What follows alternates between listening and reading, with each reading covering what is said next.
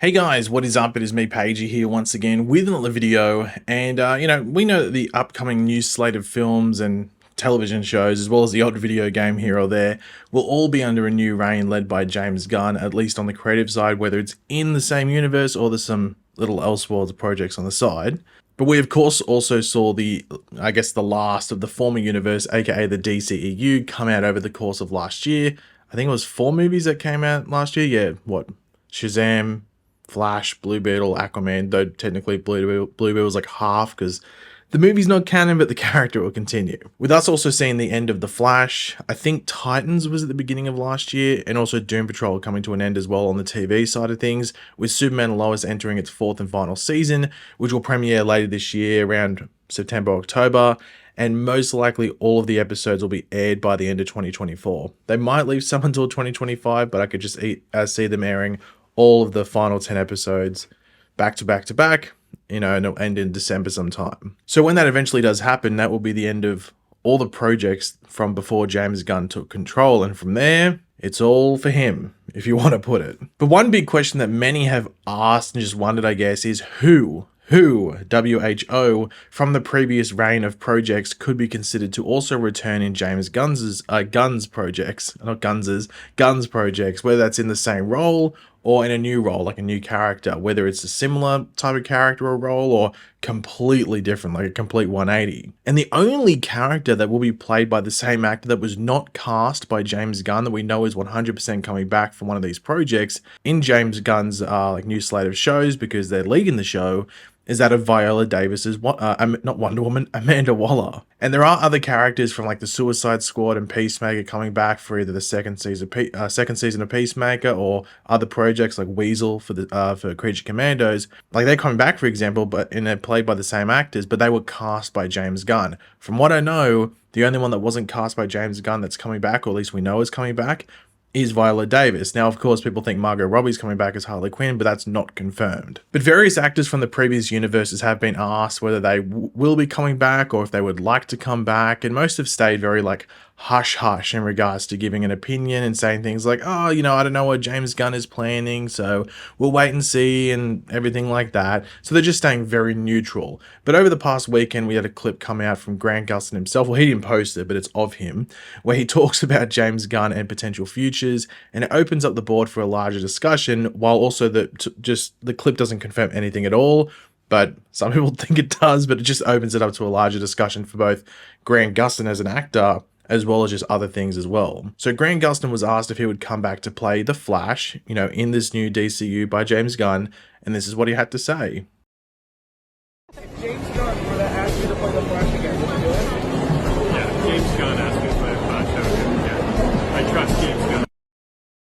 So as you heard, and hopefully also saw if your eyes were open, or if you're just looking at the screen, Grant Gustin said that he would 100% be open to returning to playing the Flash in live action, as long as James Gunn is involved. Now, if that is the case, 100% he would be coming back. Now, I did see people wondering if this was a bit of a diss, I guess you could say, towards Eric Wallace, which I highly doubt is the case, but I thought that was funny that people were saying that. But in regards to this, Grant Gustin coming back for James Gunn's DCU as the Flash, is that possible? And of course, it's possible, but I'm not going to lie, I don't think this is likely to happen at all. I think it's got probably less than 5%, but probably 1% chance of happening. But stranger things have happened, you never know. And some of the castings that have already happened in this new DCU, like specifically for Superman Legacy, are a bit unorthodox and people that you wouldn't think James Gunn would seek out. However, I wouldn't be shocked in the slightest if we were to see Grant Gustin, or just Grant, play someone in this new DC universe at some point. He's a very reliable actor. Him and James Gunn have a rapport back and forth on certain things. Now, maybe that could be for the Flash, at least if it's not Barry Allen. It could be heavily suggested that maybe in 5 to 10 years, maybe, that Grant plays Jay Garrick. Not old man Jay, but a Jay Garrick in his prime, essentially, helmet and all. That's a very popular fan casting and option in regards to sort of bringing Grant back as a familiar character, but not the same character, but almost like a bit of an homage at the same time. It's very important to remember, I don't think we'll see anything, at least like Flash leading, or even maybe the Flash in live action at all, at least specifically the Barry Allen version, for like 5 years minimum. Now, yes, at the point that that comes, Grant will be like mid like in his late 30s, and I think they'll probably portray Barry in the movies like he is in the comics, where he is getting his powers in his late 20s. So really, the Flash in his prime would be in his mid 30s, if not around the age that Grant is. But I just don't see them casting Grant in that role. I think it's just one of those things that James Gunn will probably stick away from, but also have a bit of fun with the castings at the same time if he wants to. Now, the whole like him playing Jay Garrick thing, that just sounds like a way more likely option than him actually being the Barry Allen of this new DC universe that James Gunn is making.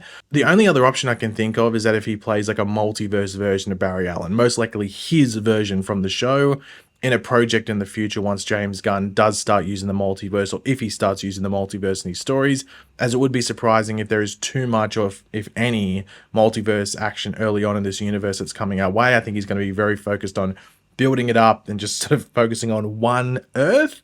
And then, you know, X amount of years down the track, you can fold in multiverse stuff, most likely through the Flash, because if you're going to enter the multiverse in DC, you're probably going to use the character that sort of, you know, open the multiverse for DC as a whole, that being the Flash, more specifically Barry Allen. Now, as I said, like, it's very, very unlikely, if not incredibly, completely unlikely, that you're going to see Grant Gustin play the Barry Allen in this new DCU from James Gunn. As I said, maybe Jay Garrick, maybe a multiverse version, something like that.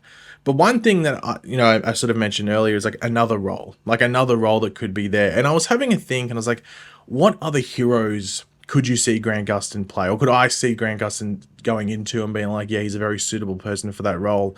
And I could only think of one hero. And the only reason I decided that, you know what, it's probably worth talking about is that James Gunn has said that he likes this character, and that it's a character we'll probably see sooner rather than later. Like, I'm not saying I'm going to see it in Superman Legacy or in Booster Gold, or maybe Booster Gold, but, you know, something like that. But we would see it, as I said, like within probably the 10 years rather than after 10 years from now. And that's the character of Adam Strange. Now, the reason is that Adam Strange is like, it's like the whole thing there with that character, depending on how you want to go about it. Obviously, there was a show called Strange Adventures, like a anthology show that was going to have Adam Strange as the main character. That was happening. It was alongside like the HBO Max Green Lantern show, and unfortunately, it just didn't happen. Obviously, the regimes changed, so we didn't get that. But that might have been an idea that James Gunn looked at and went, hey, that's not a bad idea for a show, or at least using that character. And then he was probably already a fan of the character in itself. But that's like a very sci-fi sort of thing, and it's very like out of the main DC stuff while being within the same DC stuff. Like, if you use the character of Adam Strange and you did like a TV show with him, for example, you could have an episode where he's with Green Lanterns, or he's on Earth with Superman, or he's on Earth with Aquaman. But then in like the next episode, he's on some random planet with these random aliens you've never heard of, and it's completely disconnected. And it can be very, very sci-fi in like a very interesting way. Now, it does seem like, you know, Supergirl, Woman of Tomorrow might lean into that as well. But Adam Strange is a character, you know, he's very smart and can do some cool stuff. And I think Grant would be someone that would actually fit into that fairly well as a character. So he's like the only hero I can think of where I'm like, yeah, I could see them casting Grant Gustin in that role, and he'd probably suit the age and the enthusiasm and everything like that. And I think he'd be able to nail it. The other option is, obviously, if it's not a hero, is it a villain? And I sat down there and I was like, obviously there's a plethora of villains, like whether they're A-list villains or D-list villains or completely random villains or original villains, whatever it is. And I was trying to think, like, what villain could you use that could be portrayed by Grant Gustin? He can do it. I mean, he did Savitar, and even when he's had to play, like, you know, alternate things and stuff like that, we know that he can play the villain thing if needed to, even though he's obviously a very nice guy. So it's like one of those things. But sometimes the nicest guy plays the best villains. You know, that happens. You know, like, I don't know, like Josh Brolin apparently is a really nice guy, and then he plays Thanos really well. You know, that happens a lot. But the one clause I would have if you have Grant Gustin and he does play a villain is no speedster villains. Like, I know, like, we're just talking about the homage of him playing another, like, a good speedster, like a Prime Jay Garrick or a Multiverse Barry Allen, even if he's one from the TV show. But I don't think I'd be a fan of him just playing a speedster villain as like, just like he was the Flash, but now he's evil. You know,